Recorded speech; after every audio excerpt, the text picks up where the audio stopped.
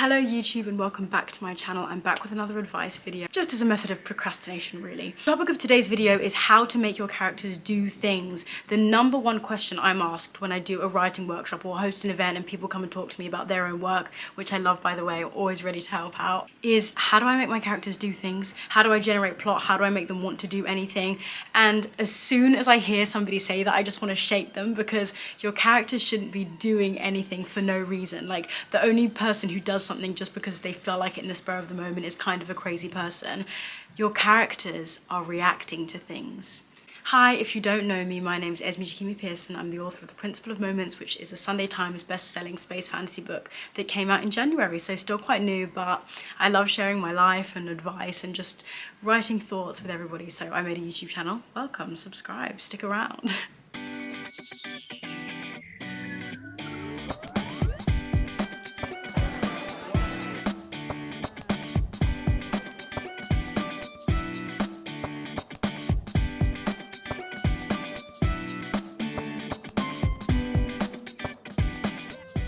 Your characters shouldn't be doing anything for no reason. Like, the only person who does something just because they feel like it in the spur of the moment is kind of a crazy person. That is the key that you have to understand. Your characters aren't doing things for no reason, they're reacting to things.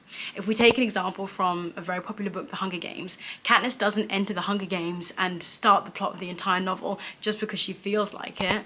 She volunteers for the Hunger Games because she is reacting to the event of her sister's name being called out in the reaping. Okay, I hear what you're gonna say next, but what are they reacting to?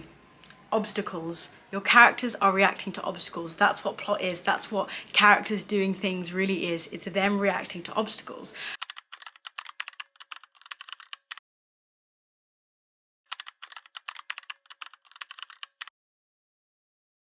In my book, my characters go on a physical journey. They're traveling from A to B in The Principle of Moments. And what makes a story interesting isn't the fact that it's a straight shot from the beginning to the end. It's the meandering path that the book takes as the characters react to every obstacle that's thrown in their way. Now, I understand that's an approach you might be thinking works better in fantasy books or crime books, but this can apply to literary fiction and more introspective novels as well. Your characters might not be going on a physical journey, but they're definitely going on an emotional one, and there are such things as emotional obstacles as well.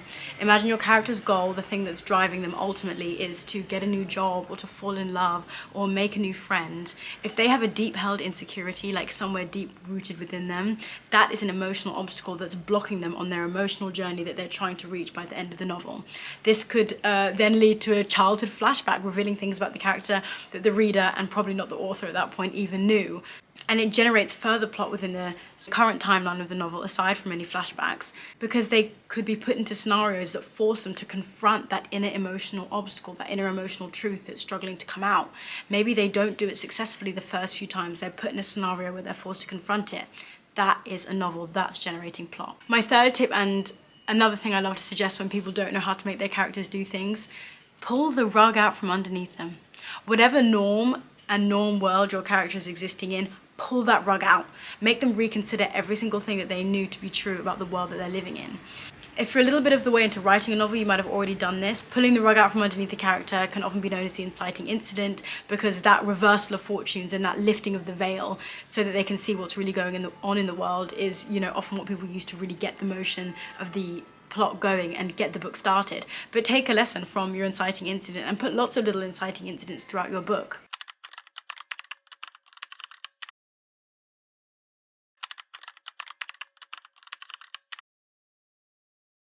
Is there a lie at the heart of the world that you've built? Is there an assumption that you've led the reader to make that you can start to reveal might not be what it seems? Can we get a clue towards that? Or perhaps within the interpersonal relationships of the world, there's been a betrayal of some kind. Perhaps we find out something about an established character that completely changes the way that we view them as the reader, or that the way the main character views them. A great way to think about incorporating this is into the setting. Perhaps there's a new part of the setting that we haven't explored that contradicts something about the rules of the world we thought, while sticking within, the framework that you've decided on works as an author.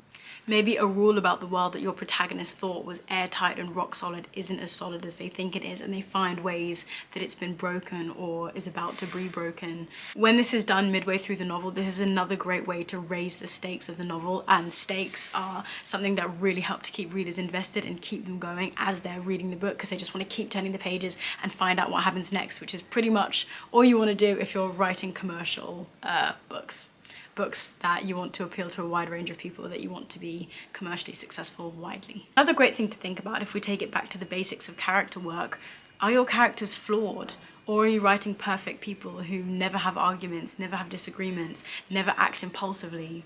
If your characters aren't flawed, it is going to be hard to generate the plot, because we want them to have real human reactions, as I said before, to obstacles that are put in their path. And maybe these obstacles bring out flawed parts of them that have them reacting in ways that just has the reader going, oh my God, what are you doing? Like really clutching their hair, throwing the book across the room. What are their flaws? Where do these flaws come from? Where did they learn these flaws if they're like a learned behavior? There, that's more plot, more backstory, more insecurities, emotional obstacles that we can delve into to really get the plot going once you put an obstacle in their path that interacts with that emotional insecurity. Another point to do with the setting is what's going on around them. You think you just fell out of a coconut tree?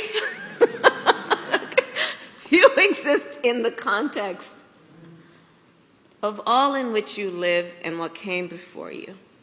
What are the politics of the world? I love to think about the politics of my world and my characters when I'm writing, because all around us are politics every day. You know, you've got politics of courtly intrigue if you're writing historical or fantasy, but you also have the politics of the relationships between people. Maybe you're writing contemporary YA and there's a very tight-knit friendship group at the heart of the novel. What are the politics that are going on there? Who knew each other first?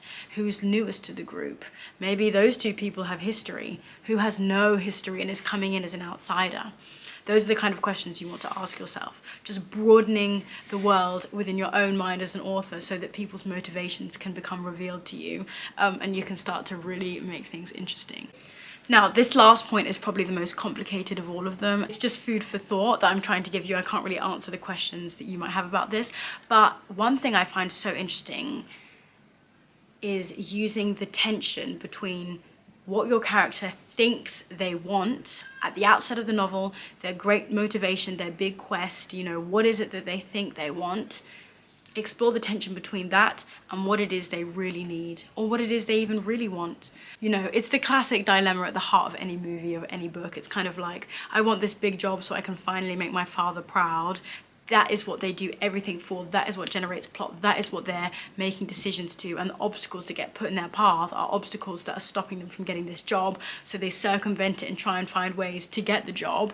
But maybe the obstacles are leading them to what it is they really need, which is a career outside their father's expectations and a job that they've always, you know, kind of wanted to do but never been brave enough to name that want or name that role that they're really interested in. So, you know, you can kind of play around with this. The obstacles can be sort of masterminded as well to drive them closer to what it is, you know, as the author, they actually really need and actually really want. Because we're complex people, and I think sometimes writers who ask me questions like this have a tendency to see characters as just pieces on a chessboard who you can move around at will, making them do these things to serve the plot that you've already created within your mind.